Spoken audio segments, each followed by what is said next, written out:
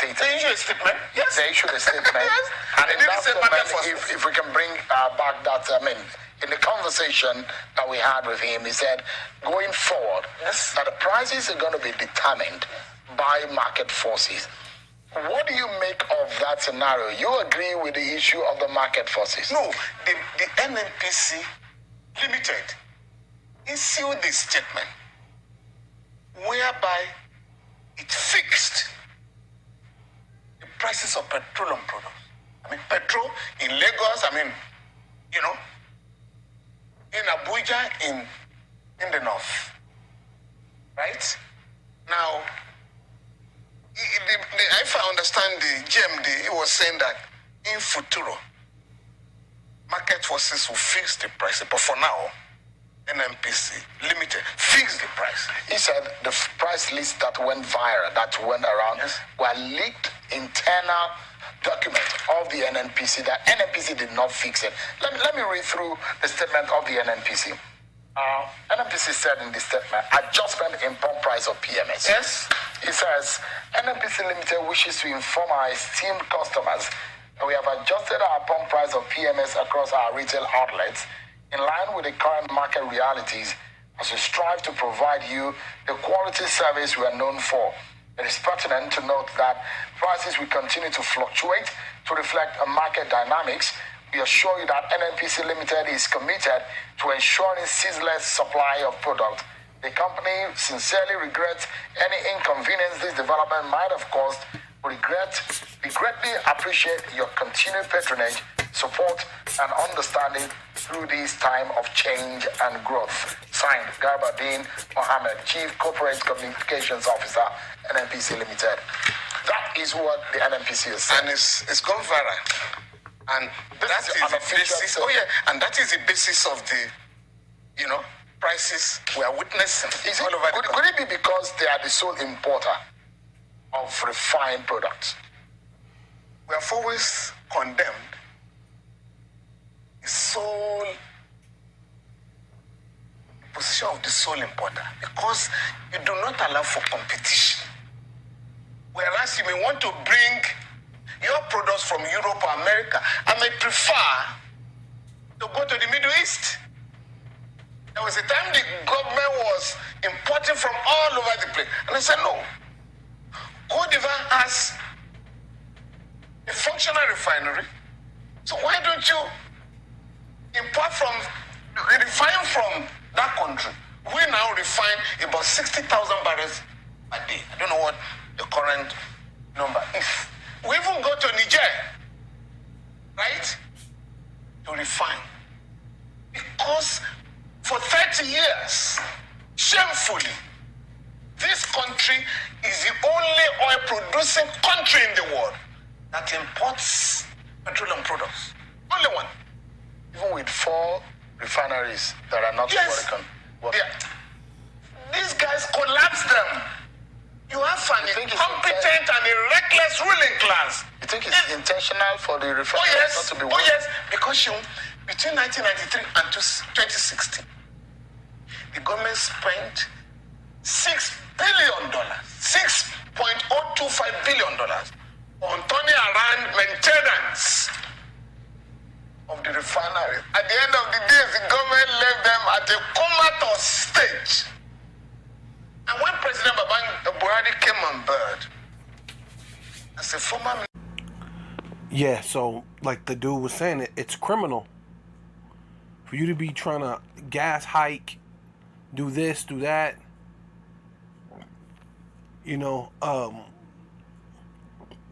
Those are Nigerian citizens. Shouldn't any money you made off that benefit the citizens? Well, you're just saying, hey, look, it's the market. So you're just going to have to tough it out, and you're going to have to pay whatever it happens that you have to pay because the market, so, oh well. Right? That's just pretty much how they're putting it. You're out of luck, buddy. Type situation. And those are Nigerians. So basically, we get put in these positions and they act like Esau. So it says, You know, those go back to those are Israelites, right? Those Nigerians. So it says, if thus lend money to any of my people, right? Those are Israelites, that is poor, right? And those are nothing. They're not doing nothing but hurting really the poor. By thee, thus shalt not be to him as an usurer, right? Which giving him increasing it up and down, giving some type of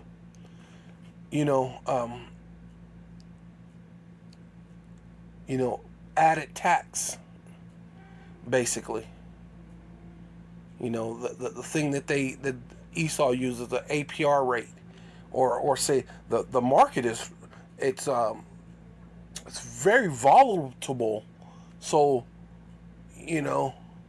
it'll go up and down, and it'll shoot up, but then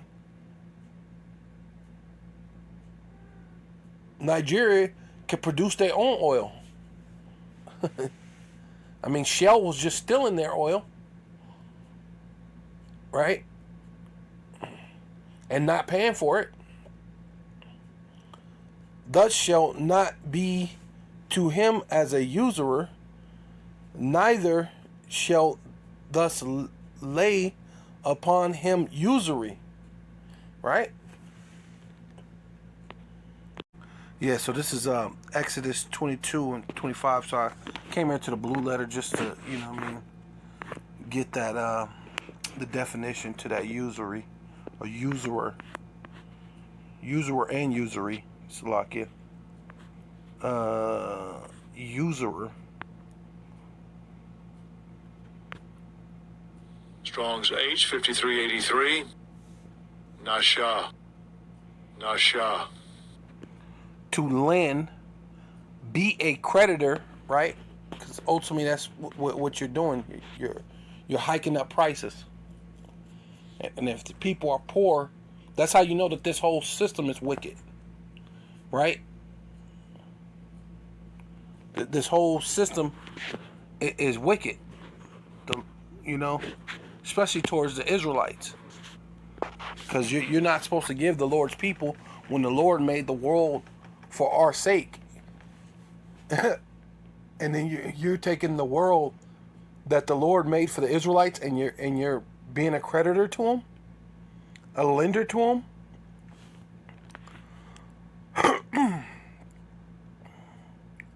an extortioner. Yeah, so ultimately that's what this whole thing is. That's why they just say, hey, it's whatever it is at the pump, hey, yeah, we're getting petroleum from freaking somewhere else. Even though these are all Nigerians, man. They're giving you that song and dance as Esau would give you, man. Because why? Their whole thing is to get behind Esau. They don't know what's good for them, man. Right? Why? South Africa is lining themselves up with Russia and all these other places.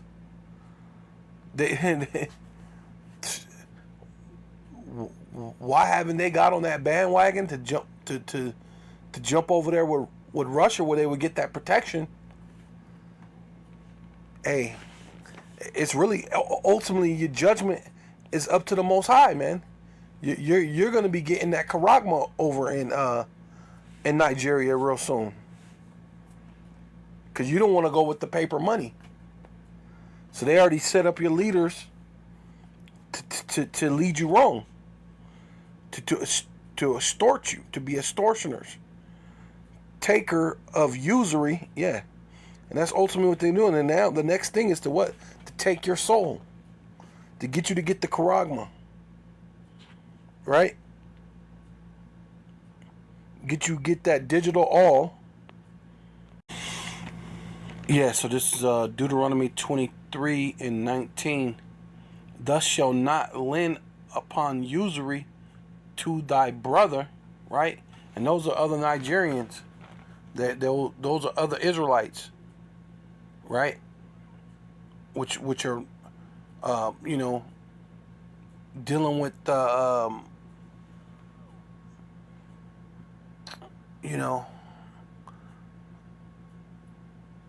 turning things into gas, oil, fuel, power, whatever they doing with the things that's supposed to empower the people, but they're saying, hey, look, you're gonna have to pay at the pump. So what? It ain't our fault. The market, that everything's going crazy, as if Esau's not controlling all that, and you're not basically falling victim to Esau's madness, because you want to be a partaker in it, right? But it says, thus shall not lend unto thou shalt not lend upon usury to thy brother,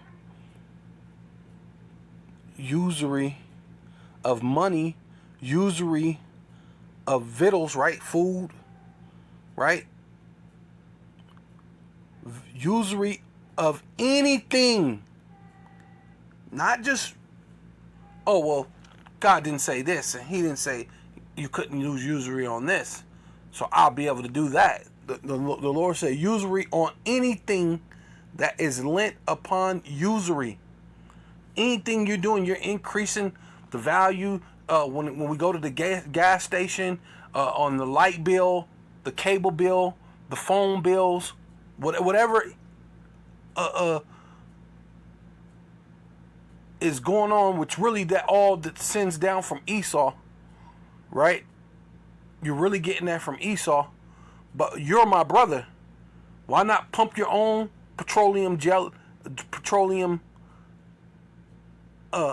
oils and gasoline, and refine your own things, and send it out to other people, and then you use usury to those people, right? But instead, you're pumping it from somewhere else when you got your own. And then you're trying to bring it back to your people with usury. That's why the Lord said, well, unto a stranger. Oh, did I finish that out? Yeah, usury unto anything that is, upon usury. Yeah, I finished it. It says, unto a stranger, thus may it lend upon usury. See? Why not get your own petroleum, oils, resources, gold, silver, all the things that the Edomites are coming to Nigeria and stealing and running away with it. All the Chinese people are coming there and stealing the oil and the gold and the diamonds and stuff and running away from Nigeria. And then you sitting around looking crazy.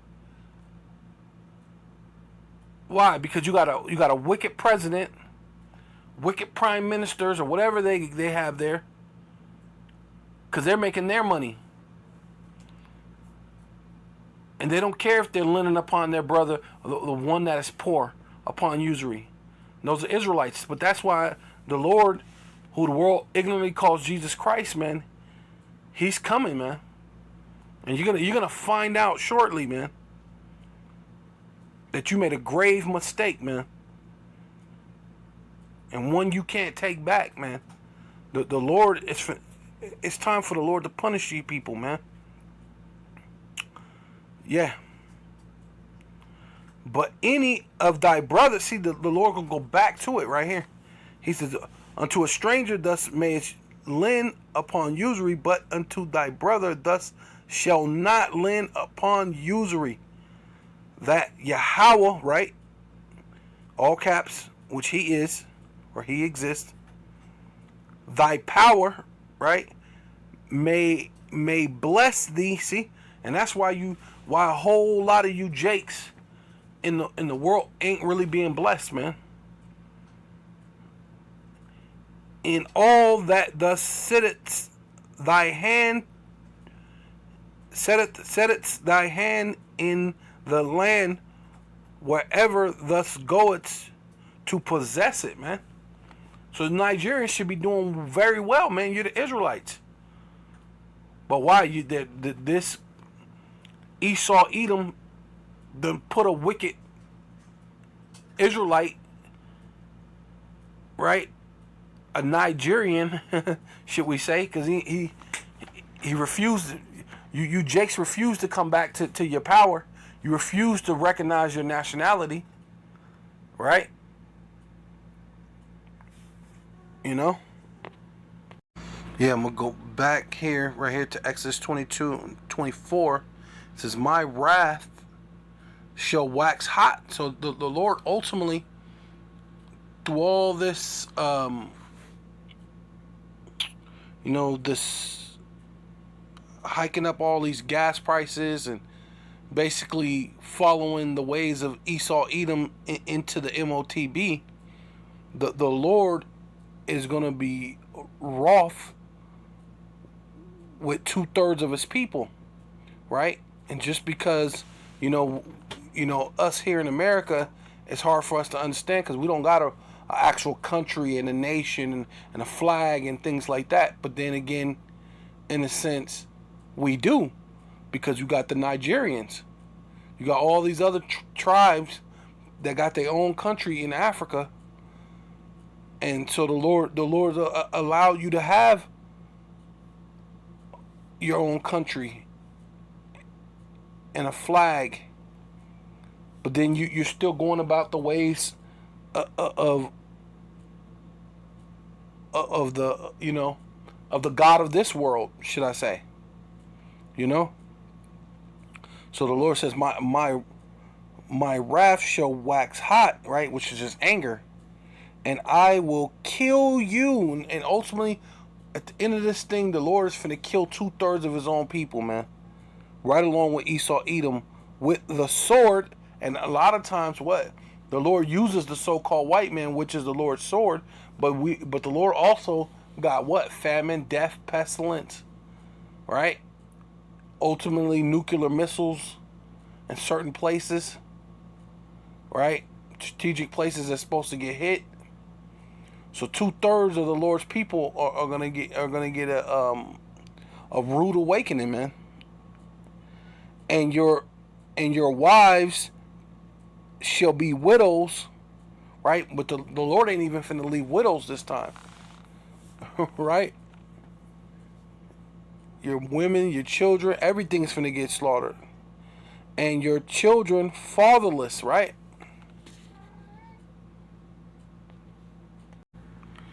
Yeah, so this is Ezekiel chapter 9, verse 4. And Yahweh, right, which is in all caps, the Most High, he is the existing one, said unto him, go through the midst of the city, right? Who he's speaking to? He's speaking to Yahweh Shai, his only begotten son, and which is carrying the order on down through the ranks of the angels on the right hand and on the left hand side, man. And at the end all be all, they're gonna be you're gonna see left-handed angels, which are so-called wicked or demons, what people like to call, which are really angels that work for the Most High, which are the sons of the Most High, who's obedient to the Most High.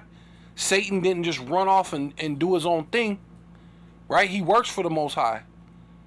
So the Lord, the Most High is going to speak to Yahweh Shai, and Yahweh Shai is going to talk to Satan.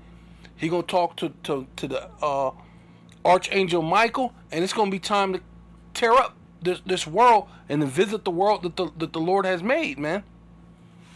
Right? So he said, and go, and he said, go through the midst of the city and through the midst of Jerusalem, right? You Nigerians, you're Israelites, man. Right? You're Jerusalem. Right? We're Israel. Israel's a people before a place. And the Lord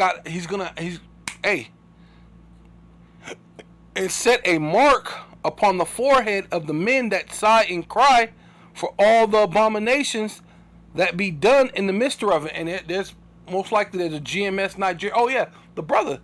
There's a brother that's a GMS Nigeria that's out there prophesying, right? So the Lord looking for men that's gonna stand up for him, man. Right? and to select it for all the abominations that be done in the midst thereof, and to the others he said in my hearing, right? Because the Lord hear everything you say, all the little things you do, your little thoughts that you have, your wicked imaginations, right? And then you're all going to get judged by these things. So in my hearing, go, right? When you hear this word, I'm going to say, go. Hey, man, and the angels are finna get you, man. Go ye after through the city and smite, which means kill, man. The Lord gonna be killing a lot of you Nigerians, man. To let not your eyes spare, nor show pity, man. And that's on the right hand. The right hand angels are gonna show no pity, and you know what them left hand angels do? They already don't show no pity. So it's gonna get, whoo, man, right? Slay utterly, man, destroy them, kill them. Old and young, both made, right? Young girl, 12, 13, 14, 15 years old. And little children, right? You 10, 11, 10, 9, 8, 7, 6, 5, a baby, right? Little children and women. So I'm 15, 16, 17, 18, 19, 20, 21, all the way to whatever age you is in this wicked society, in this wicked world, as a so-called woman. I'm a woman, and everything goes my way because I'm a woman. All right, well, let's see if you can convince the angels to just shut up because you're a woman, or do this or do that in that time because you're a woman. I'm a woman. But come not nigh. This is the only one the Lord not going to come not nigh. Come not nigh any man, right? So you women are going to need a man to save you, man. Right? Upon whom is the mark, right? Upon that have the wa, man. The ones who have the wa put upon them. And begin at my sanctuary, man. So Nigeria and the Igbos and those Israelites supposed to be in South Africa. The Lord is coming for you, man. By way of all these little so-called treaties these Edomites are coming up with, man. Whether they trying to get you to get the Charagma or they trying to get you to join the BRICS. They're trying to get whatever it is, man. Death and punishment is coming to you, man. You didn't sit at all the Lord's counsel. You didn't listen to all the Lord's reports. Who should believe our report, man? A lot of you Israelites ain't gonna believe the report, man. It says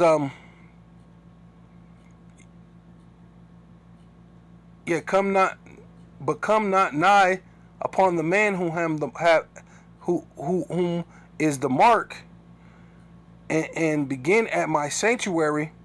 Then they began at the ancient, right? Those who so-called say that they know they're Israelites and that they are Israelites, men which were before the house, right? Your so-called Israelite leaders, but then also your leaders, your so-called your presidents and your prime ministers and your whatever Congress and whatever ever, and your so-called community leaders.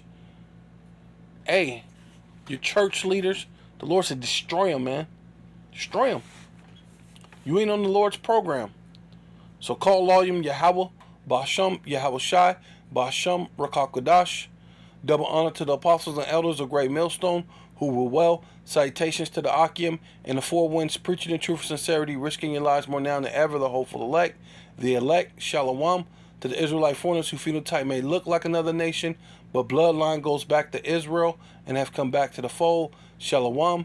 To you sisters, you Akwathium, who listen and learn under your husband, which is your spiritual leader, with meekness and with silence, and the Bible ball.